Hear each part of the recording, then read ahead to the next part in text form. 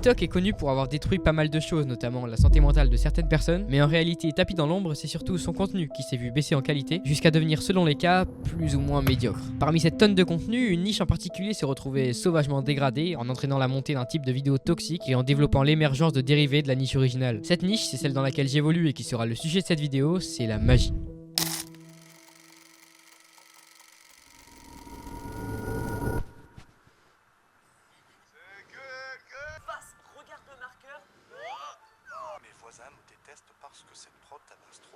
Sur TikTok, tout va très vite, et si tu veux capter l'attention de ton spectateur, t'as pas vraiment le temps de lui débiter un paragraphe pendant ne serait-ce qu'une minute. Problème, la magie et en particulier le close-up base une grande partie de la réussite du tour sur le texte qui l'accompagne. Sans ça, l'effet devient donc moins impactant et la magie perd considérablement en valeur. Mais alors, il faudrait trouver un style de magie qui soit rapide, visuel et sans grand discours, et on pourrait enfin rendre nos tours de magie viraux. Et c'est là que démarre l'ascension des gimmicks.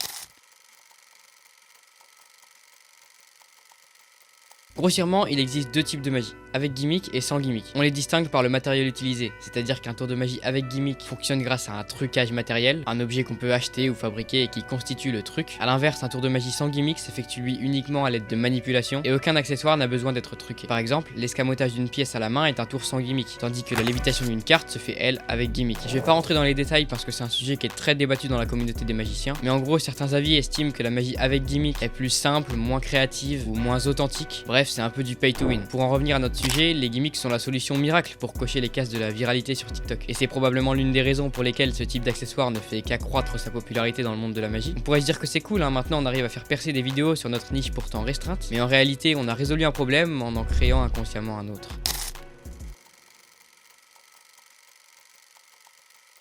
Vous pensez peut-être que je vais maintenant tenir un discours anti-gimmick en les dénigrant complètement, mais en réalité je le ferai pas. Vous l'avez peut-être remarqué si vous suivez ma chaîne YouTube et notamment mes unboxings, mais moi je suis quelqu'un qui aime plutôt les gimmicks, qui aime les utiliser. Malgré ça, je peux pas non plus fermer les yeux sur certains de leurs inconvénients. Et surtout sur leur mauvaise utilisation. Le plus gros problème des gimmicks et qui ternit aujourd'hui l'image de la magie, c'est la façon dont ils sont mis en œuvre. Évidemment, on serait tous tentés d'effectuer un effet avec notre gimmick, directement et indépendamment d'un numéro. Juste l'effet tout seul, sans contexte, en quelque sorte sans investissement personnel. Nous qui voulions donner de la visibilité aux magiciens, on leur a sans s'en rendre compte, retiré leur mérite et leur crédibilité. Vous l'aurez compris, effectuer un effet sans contexte avec un gimmick, c'est un peu comme servir un radis à des invités. C'est bien, vous avez fait l'effort de l'acheter et même de le rapporter à table, mais vous ne pouvez pas réclamer le titre de cuisinier parce que rapporter un radis, tout le monde peut le faire. Et en plus de ça, votre plat n'est pas qualitatif. Au lieu de présenter un seul radis, vous auriez pu y ajouter du beurre, du pain, de la salade, et ça aurait été encore mieux si vous aviez produit ces éléments vous-même. Pour les gimmicks, c'est exactement la même chose. C'est mieux si on en combine plusieurs, qu'on leur ajoute un contexte, et c'est encore un niveau au-dessus si on les a fabriqués soi-même. Pourtant, l'erreur est hyper instinctive, je l'ai commise plusieurs fois en vidéo, et c'est d'ailleurs l'une des raisons pour lesquelles j'ai arrêté les tours de magie en vidéo courte. Je la vois partout chez les débutants, et franchement, quand je vois que certains gimmicks comme passage sont presque faits pour être utilisés seuls, je me dis qu'il va falloir changer quelque chose parce que ça va pas aller en s'améliorant.